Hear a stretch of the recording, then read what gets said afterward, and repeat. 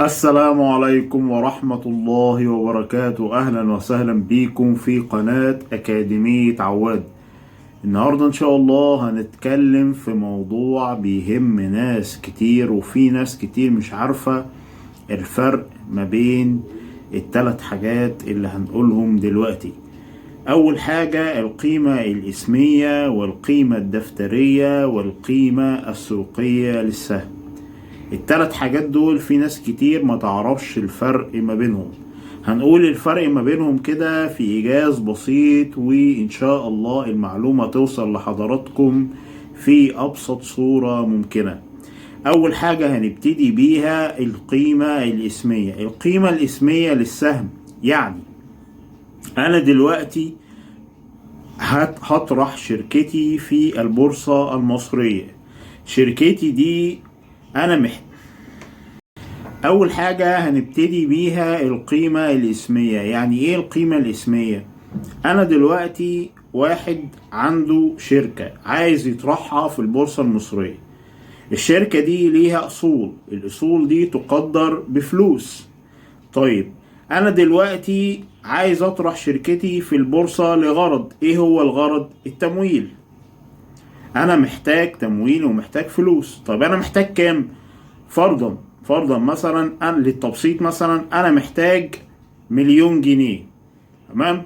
طيب أنا محتاج 1,000,000 جنيه، فأنا هطرح 1,000,000 سهم. إذا أنا هسمي السهم بتاعي بجنيه، لأن أنا هطرح 1,000,000 سهم.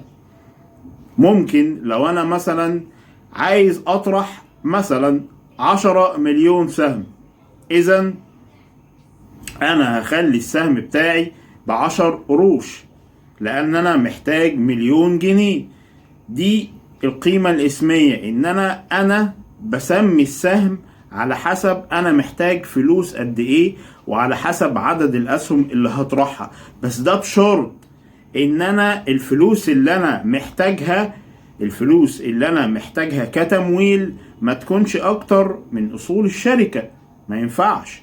فلازم أصول الشركة تكون معروفة لدى البورصة، دي متسجلة في الدفاتر، متسجلة في القوائم المالية للشركة. تمام؟ طيب ده القيمة الإسمية. إيه القيمة الدفترية؟ مبدئيا في قوائم مالية للشركات. القوائم المالية دي عبارة عن أصول، حقوق ملكية، التزامات. الأصول بيساوي حقوق الملكية زائد الالتزامات.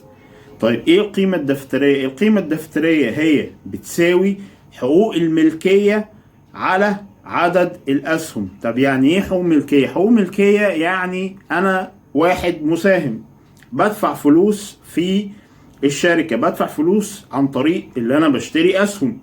إذا أنا ليا في الشركة، إذا أنا مساهم في الشركة. عشان كده اسمها حقوق المساهمين أو حقوق الملاك، لأن مدام حضرتك اشتريت سهم يبقى أنت مالك للأسهم، يبقى أنت ليك حصة في الشركة، مالك جزء من الشركة. يبقى إذا القيمة الدفترية بتساوي جميع حقوق المساهمين، اللي هي بتساوي الأصول ناقص الالتزامات. طب إيه الأصول؟ الأصول دي حضرتك أي حاجة للشركة، سواء أصل ملموس أو غير ملموس. الأصول الملموسة زي إيه؟ زي مثلا الآلات، زي العقارات، زي مبنى الشركة، زي الأرض اللي متبني عليها الشركة. الأصول دي الأصول الملموسة. الأصول الغير ملموسة زي حضرتك زي السمعة، زي العلامة التجارية، دي الأصول الغير ملموسة. يبقى إذن حقوق المساهمين بيساوي الأصول ناقص الالتزامات على عدد الأسهم، بيساوي القيمة الدفترية للسهم، بيساوي القيمة الدفترية للسهم. يبقى احنا كده قلنا القيمة الاسمية وقلنا القيمة الدفترية. ايه القيمة السوقية؟ القيمة السوقية يعني حضرتك سعر السهم في السوق كام دلوقتي. النهاردة مثلا 10 أغسطس كان سعر سهم مثلا التجاري الدولي 50 جنيه، يبقى هو قيمته السوقية الآن 50 جنيه. القيمة السوقية دي بتختلف من يوم للتاني، مش ثابتة. بينما القيمة الدفترية بتبقى ثابتة لمدة سنة، لمدة ربع شهر، لمدة لمدة ربع فترة زمنية، أو يعني 3 شهور، أو ربع سنوي، أو نصف سنوي، أو سنوي. بينما القيمة السوقية بتختلف كل يوم. يبقى إذن القيمة الاسمية هي أنا بسمي السهم بقيمة معينة لأن أنا محتاج تمويل برقم معين، والقيمة الاسمية بتبقى ثابتة لأنها بتبقى وقت إصدار الشركة في البورصة أو وقت طرح الشركة في البورصة. يبقى القيمة الاسمية ثابتة وبتبقى في توقيت طرح الشركة في أول طرحها للبورصة المصرية. القيمة الدفترية هي بتتغير كل فترة معينة، كل ربع فترة زمنية، ربع سنوي أو نصف سنوي أو سنوي، نتيجة تغير الأصول وتغير الالتزامات.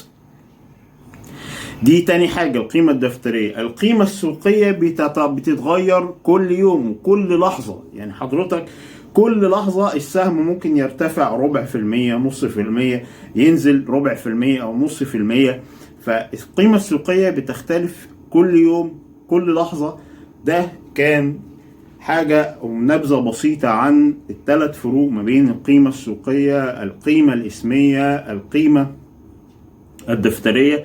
أتمنى تكونوا فهمتم، أتمنى المعلومة تكون وصلت لحضراتكم.